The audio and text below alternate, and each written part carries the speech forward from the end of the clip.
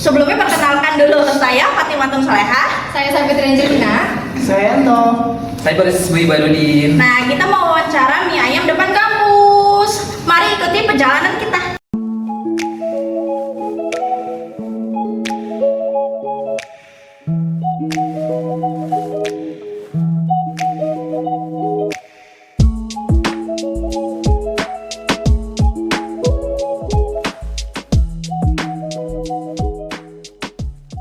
Baik, selamat sore Ibu. Ya, kami dari mahasiswa Universitas Indonesia yang dimana kami diperintahkan oleh dosen kami untuk melaksanakan sebuah tugas yang diberikan, yaitu mengenai studi kelayakan bisnis, yaitu dimana kita diminta untuk mewawancarai bisnis seseorang atau bisnis ibu sendiri untuk bagaimana bisnis ini bisa mie ayam ini boleh berjalan dengan baik ke depannya, dan apa saja nih yang perlu kami pelajari dari usaha ibu. Di sini saya akan ingin menanyakan sedikit mengenai usaha yang telah ibu jalankan bersama bapak nih. Yaitu yang pertama itu sejak kapan Bu berdirinya usaha ibu ini? Kalau di sini dari sih tahun berapa sampai sekarang? Iya. Udah berapa tahun? kalau usahanya sendiri kita ini kan usaha keluarga. Keluarga. Dari Dua Hulu ini pertama banget dari orang tua saya, bapak saya almarhum. Terus akhirnya sampai ke adik-adiknya nih semua, karena kita kan usaha keluarga ya. Bakso Sukuat ini ada di sini, di Cilengsi, semua di daerah Bekasi, Kelapa Nunggal, semua itu. Jadi kalau kayak kita ini, kayak aku nih misalkan ini nih generasi kedua. Jadi pertama banget kita orang tua kita nih kan. Nah akhirnya sebelum di sini saya udah buka di Cilengsi, di Gandoang gitu kan. Karena di sini kosong, karena kita kan masih keluarga ya. Ya kita memang sebelum Sukuat yang sana, sini dulu. Nah akhirnya di sini kosong, oke lah akhirnya kita buka di sini gitu, awalnya banget. Tapi kalau misalkan di sininya percis, saya udah mau masuk tahun ketiga. Tahun ketiga. Ketiga udah mau masuk ke sini.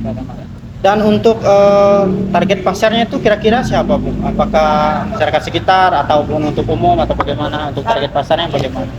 Target pasarnya sih memang secara dari besarnya memang untuk umum ya. Cuman kan semua kan tergantung dari keuangan masing-masing ya.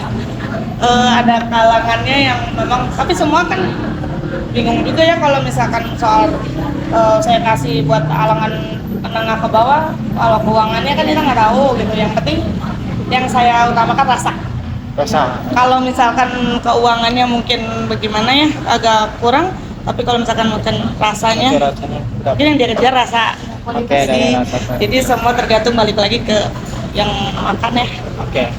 Nah, untuk mengenai strategi promosi ibu nih Bu sama bapak, kira-kira apa strategi yang ibu sama bapak lakukan nih agar pelanggan bisa nih mencoba menu baru, misalnya mencoba sesuatu yang baru dari usaha ibu ini. Strategi misalnya ibu ingin promosi nih sama bapak, kira-kira strategi yang ingin ibu bapak lakukan itu seperti apa Bu? Apakah sejauh ini sih masih ada di GrabFood ya, maksudnya di GoFood. ya. Jadi melalui online Bu ya? Online, cuman tapi kalau dengar dari customer ya, semua dari mulut ke mulut itu udah nyampe gitu, alhamdulillah. Jadi saya kadang suka kaget ya, walaupun kan kita ada lagi di daerah sana daerah sini, tapi alhamdulillahnya kita juga masih kedengeran sampai sana gitu. Jadi dari mulut ke mulut sih, itu juga udah promosi untuk kita ya dari customer sendiri.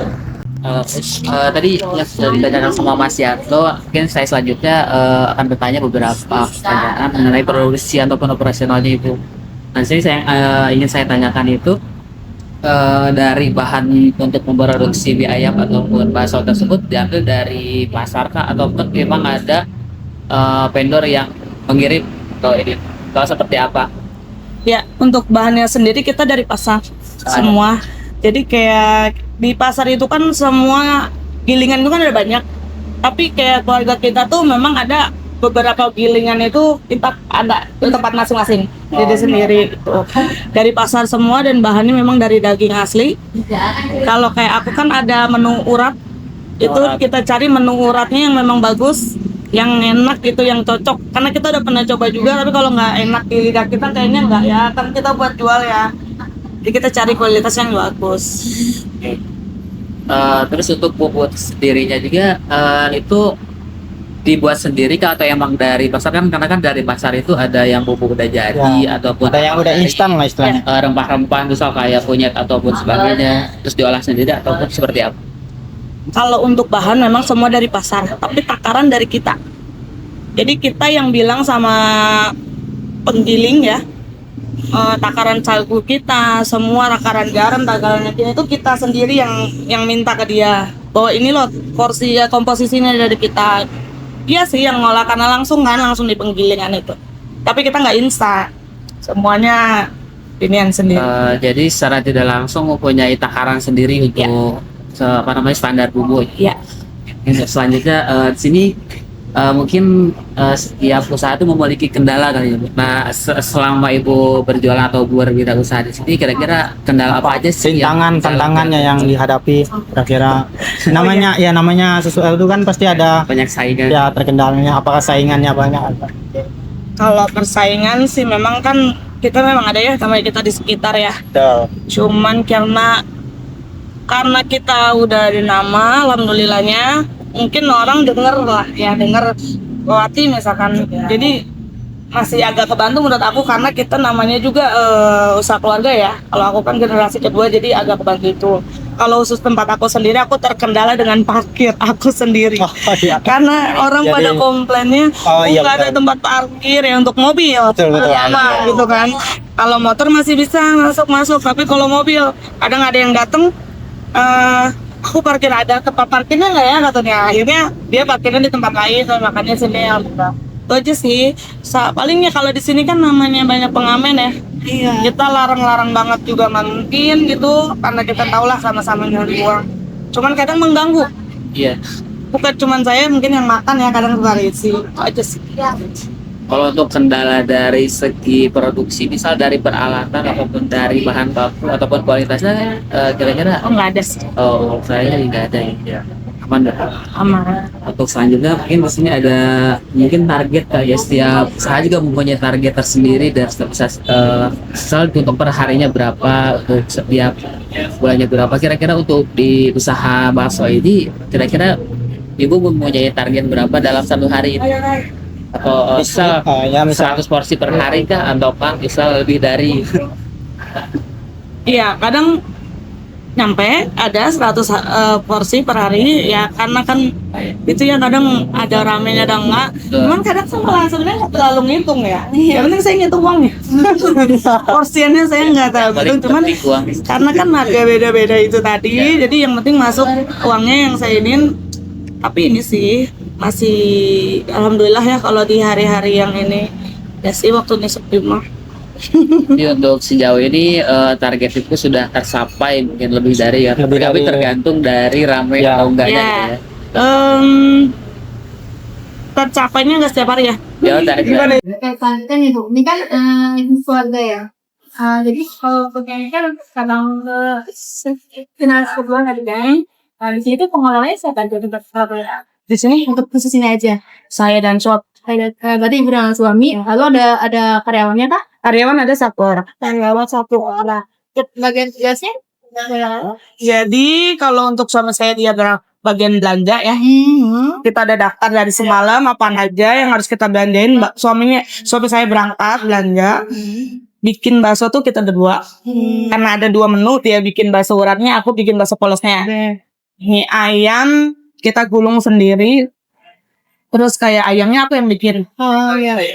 Terus bagian minuman ya bagian yang batu. Oke. Sementara selama siang suami aku, ntar aku keluarnya sore. Paling kayak gitu pembagian tugasnya gitu. berarti Ya. sudah punya tugas masing-masing ya. Kadang kan aku kan juga berperan sebagai ibu rumah tangga. Ya. Jadi aduh double banget. Betul. Oke. Dari segi operasionalnya nih, kan udah pasti banyak sampah limbah itu bagaimana cara atau kedai ibu ini mengelola sampah tersebut? Kalau sampah ini memang setiap hari ada yang mungut ya. Maksudnya ada yang ambil, dibawa ke tempatnya nanti dibuang. Oh gitu. Kalau misalnya ada bahan makanan yang tidak masih tersisa nih, itu cara mengolahnya gimana? Atau disimpan atau langsung dimusnahkan gitu? Karena kita bahan makanan yang basi ya, basi. Itu pasti dibuang. Karena kan nggak bakalan sehat ya. Dan nggak bakal bisa kita olah lagi. Kalau kayak mie itu misalkan malam masih ada stok, kita bisa masuk freezer. Besok kukus gitu. Jadinya itu. Tapi kalau jadi kita kan selama seharian ini kita lihat dong kan kecukupannya, maksudnya gimana ya, di jam-jam segini tuh butuh bikin lagi atau enggak. Kalau memang nggak butuh bikin lagi, jadi stok kita nggak harus sampai besok. Tuh dikira-kira lah gitu. Terus menurut Ibu nih, penting nggak sih kalau untuk menjaga aspek lingkungan sekitar kalau dalam kedai makanan ini? Untuk menjaga lingkungan sekitar itu menurut Ibu penting nggak kebersihannya? Penting banget ya, karena kan kita jualannya kan nggak cuma rasa ya, kebersihan. Kayak model debu-debu aja kan orang datang nggak beda yang lain ya. Aku ya ngerasa kayak ke tempat makan lain juga pasti kalau datang tuh kita kan harus bersihin ini, atau dia lihat sekitarnya, kalau nggak dibersihin kan kitanya risih ya makan itu ya, kan terkesannya berarti kurang rapi, kurang bersih gitu kan yang jualannya gitu kan ya. Kan aku selalu hati-hati sama yang kerja, kalau ada sampah langsung kata begitu, karena kan nggak enak juga Kita dilihatnya. usaha makanan gitu ya. Iya. Untuk terkait keuangan Bu, nah bagaimana sumber awal modal usaha ini? Sumber awal modalnya kita memang sendiri. Oh jadi memang modal pribadi. Yang dunia itu menurut Ibu berapa kira-kira pendapatan harian yang bisa Ibu dapatkan dari dalam usaha ini Bu? Beda-beda ya, harus disebut itu. Intinya berbeda-beda lah. Yang pastinya sih di atas satu jutaan ke atas ya gitu. Tapi juga nggak naik buah. Kadang sih kalau misalkan kita tergantung dari tadi hari-hari rame gitu kan, sama ya itu tadi, kalau misalkan lagi rame kita alhamdulillah sampai mungkin hampir 2. Tapi kalau misalkan lagi sepi ya bisa jadi di bawah 1. Kalau kira-kira punya rencana nggak untuk menambah investasi atau tambah cabang berjaya? Rencana pasti ada. Cuma sambil berjalan gitu. Kita ada rencana lagi buat buka baru ya. Semoga makin berkah. Ya, untuk mengenai aspek sosial nih Bu. Tadi kan sempat disinggung di bagian pertama tadi ya, yang saya tanyakan tadi. Ini mengenai itu bagaimana sih usaha ini dapat berkontribusi Bu dengan lingkungan sekitar, seperti yang saya bilang tadi, atau terhadap masyarakat sekitar nih. Misalnya membuka lapangan kerja tadi, seperti sudah Ibu jelaskan tadi. Apakah ini kalau misalnya nih usaha Ibu makin berkembang, makin besar, nah bagaimana kontribusi terhadap masyarakat sekitar? Apakah menyediakan lapangan pekerjaan atau bagaimana ini? Ya, pasti saya memang pasti membutuhkan lagi tenaga ya. Karena kan keadaan kayak gini mungkin kita masih bisa handle dengan saya, suami, dan anak buah 1, dan anak saya pun kadang suka bantu gitu ya. Tapi alhamdulillah misalkan nih berjalan lebih ini, pastinya saya lebih tambah lagi. Saya sih pengennya tambahin beberapa, tambah banyak ya. Iya, biar tambah. Jadi kan kita kan juga pasien ya. Kita sendiri kan pastinya ada batasan tenaga. Jadi kalau misalkan kita udah ngerasa nggak mampu nih, udah capek, kan kita juga pertama gini loh, orang datang itu kan makan pasti karena lapar. Jadi jangan sampai prosesnya lama. Saya yang mengutamakan itu kecepatan. Pertama kerapihan ya, kerapihan sebagai saya penjual, sama keadaannya di sini, rasa, terus ini ya sikapnya ya, kita kan harus ramah gitu kan, kayak gitu. Sama kecepatan itu tadi itu jangan lambat gitu. Kadang kan kita suka nggak enak ya. Kadang kalau datang kok, kadang kalau lagi berbarengan itu yang saya bingungin memang yang mana duluan ya, yang tadi datang gitu kan. Kadang suka takut itu. Tapi kalau kita tambah tenaga, pastinya kita lebih cepat di persiapannya lah. Selanjutnya untuk izin usaha sendiri kira-kira sudah ada atau emang mungkin lagi proses atau gimana? Izin usaha? Izin usaha Memang udah lama ini memang terizin, dan ini punya kita sendiri ya, punya keluarga gitu. Jadi kita izinnya memang udah lama. Ini udah berdiri dari kapan ya? Dari aku lupa tahunnya. Cuman udah lama banget, dari zaman aku kecil. sudah apa namanya dari itu udah ada gitu ya. Udah ada. Misalnya ini dari peraturan mengenai usaha kuliner kira-kira sejauh mana sih Ibu mengetahui tentang peraturan kuliner itu kan dari segi apa namanya kebersihan ataupun dari sertifikat halalnya gitu. Kalau di perusahaan kan ada SOP-nya. Ya. Nah, kalau di usaha Ibu nih bagaimana gitu menerapkan SOP tersebut? Kalau Ibu. Sudah ada, karena kita kan namanya saya ini penerus kedua, jadi kita udah ada dari pusatnya dulu, udah ada. Dan ya tidak. Dan selanjutnya mungkin dari pemerintahan itu sendiri kira-kira untuk membantu usaha kecil itu ada sih untuk membantu untuk mengembangkan dari usaha tersebut Nggak ada ya, kita berdiri sendiri, nggak sama pemerintah, tanpa campur tangan. nggak ada. Oke, baik Bu. Mungkin itu yang dapat kami eh, sampaikan atau tanyakan mengenai usaha Ibu ini. Sebelumnya kami mengucapkan terima kasih untuk waktu yang telah diberikan Nah. kepada kami, waktu luang, dan mungkin itu dari saya sudah mengucapkan terima kasih banyak Ya, untuk waktu yang sudah diberikan. Terima kasih. sama-sama.